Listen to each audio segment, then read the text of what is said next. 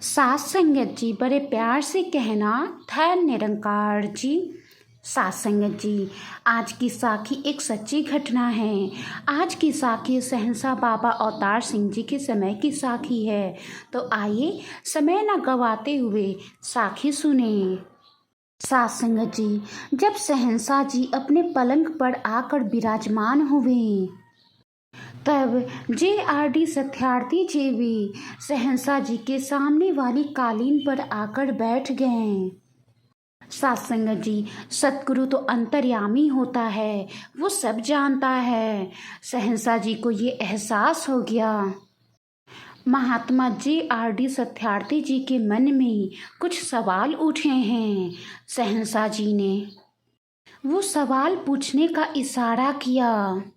सत्संग जी, सहंसा जी का इशारा पाकर महात्मा JRD सत्यार्थी जी ने सवाल पूछना शुरू किया और आगे कहा, सहंसा जी, इस संगत में अक्सर सुना जाता है कि अच्छे कर्म सोने की बेरी है और बुरे कर्म लोहे की बेरी है।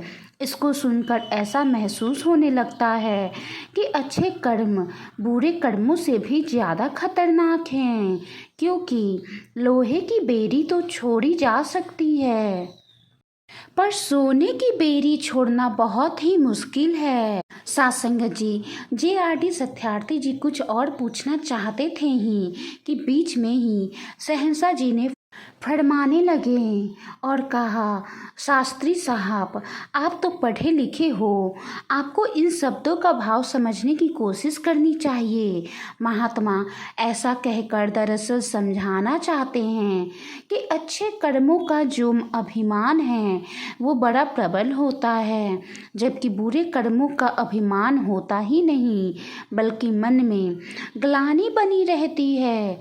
जाहिर है कि अच्छे कर्म तो अच्छे ही हैं, अच्छे कर्म खतरनाक नहीं। अच्छे कर्मों के कारण जो सूक्ष्म अहंकार मन में आ जाता है वो हमारे बंधनों का कारण बन जाता है। महात्माओं को सदा से ये उपदेश रहा है कि सेवा करत होय नह कामी, तिस को प्राप्त होवे स्वामी।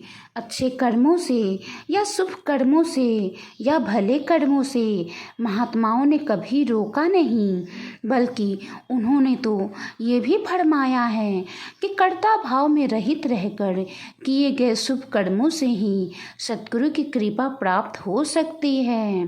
अब तो आप समझ ही गए होंगे कि महात्माओं का भाव क्या है। हमें महात्माओं के अंतर्भाव को समझने की कोशिश करनी चाहिए।